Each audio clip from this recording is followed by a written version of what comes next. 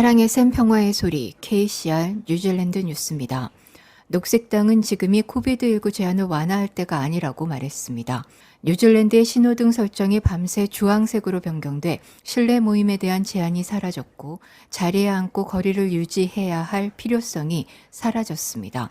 마스크 착용은 학교에서도 자발적이 됐으며 녹색당은 뉴질랜드의 가장 어린 학생들이 위험에 처할 것을 우려하고 있습니다.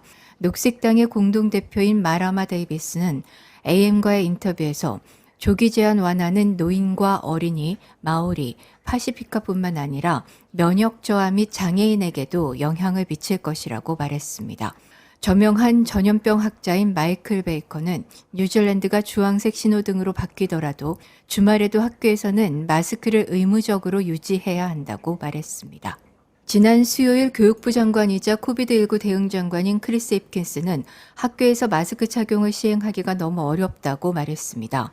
그러나 녹색당의 데이비슨 공동대표는 모든 학교에서 고품질의 무료 마스크를 사용할 수 있어야 한다고 강조했습니다. 주황색으로 전환하면 실내 수용 인원 제한과 접객업소의 고객들이 앉고 분리해야 하는 요구사항이 종료됩니다. 그러나 소매점과 대중교통, 항공편, 도서관과 같은 공공장소에서는 안면 마스크 착용이 그대로 유지됩니다. 이는 붐비는 나이트클럽 안에 있는 사람들과 교실에 꽉 찬 학생들은 마스크를 착용할 필요가 없지만 슈퍼마켓 쇼핑객은 마스크를 착용해야 함을 의미합니다. 리테일 엔젯의 그렉 하포드는 정부가 접객업과 교육 부문의 마스크 요구 사항을 제거하지만 소매점에서 유지하는 것은 터무니없다고 말했습니다.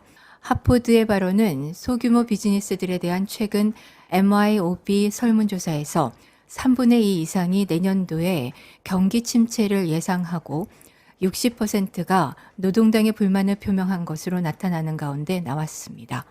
다음 신호등 검토는 5월 중순에 있습니다. 데이비드 클러크 상무장관은 어제 발표된 연간 식품 가격 상승은 슈퍼마켓 재벌 울러스와 푸드스토프 두 슈퍼마켓 독점과 슈퍼 이윤을 억제할 필요성을 확인시켜준다고 말했습니다. 3월 식품 가격은 전년도보다 7.6% 증가했으며 이는 10년 이상 만에 가장 큰 연간 상승률입니다. 클러크 장관은 성명서에서 발표된 수치는 울러스와 푸드스토프 두 개의 슈퍼마켓 독점이 일상적인 뉴질랜드인들을 희생시키면서 이윤을 창출하고 있다는 상무위원회의 식료품 시장 조사 결과를 확인시켜준다고 강조했습니다. 울러스와 푸드스토프는 뉴질랜드의 주요 식품 시장에서 90%의 점유율을 차지하고 있습니다. 클라크 상무장관은 시장조사에 따르면 보수적인 추정치에서도 슈퍼마켓들은 하루에 약 100만 달러의 초과 이익을 얻고 있는 것으로 나타났으며 이는 경쟁이 치열한 시장에서 예상되는 것보다 훨씬 많다고 지적했습니다.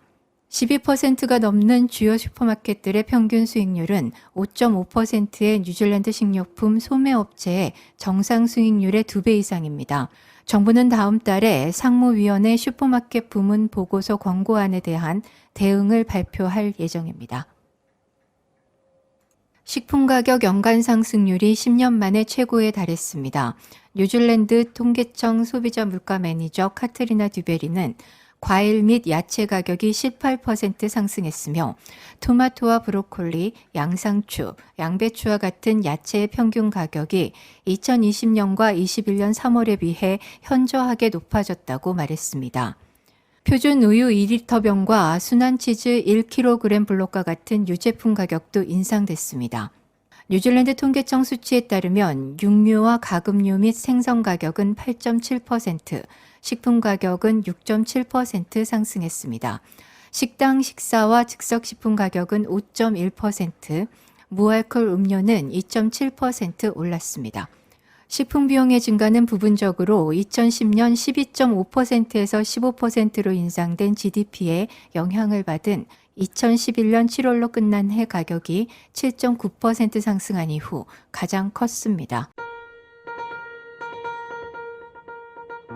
오클랜드 한인회에서는 코비드 관련과 기타 궁금하신 모든 사항을 안내해 드립니다. 매주 화요일 오후 1시에서 3시까지 09-443-7000번으로 상담하세요. 감사합니다. 기록적인 높은 인플레이션과 치솟는 생활비로 인해 많은 소매업체가 가격을 인상하고 있지만 한 곳은 이러한 추세를 거스르고 있습니다. 더 웨어하우스는 지난 화요일에 몇몇 주요 식료품 품목들의 가격을 인하할 것이라고 발표했습니다. 웨어하우스 그룹의 CEO인 닉 그레이스턴은 생활비가 증가함에 따라 모든 달러는 가능한 한 많이 지출해야 한다며 이것이 여러 품목들의 가격을 낮추는 이유라고 말했습니다.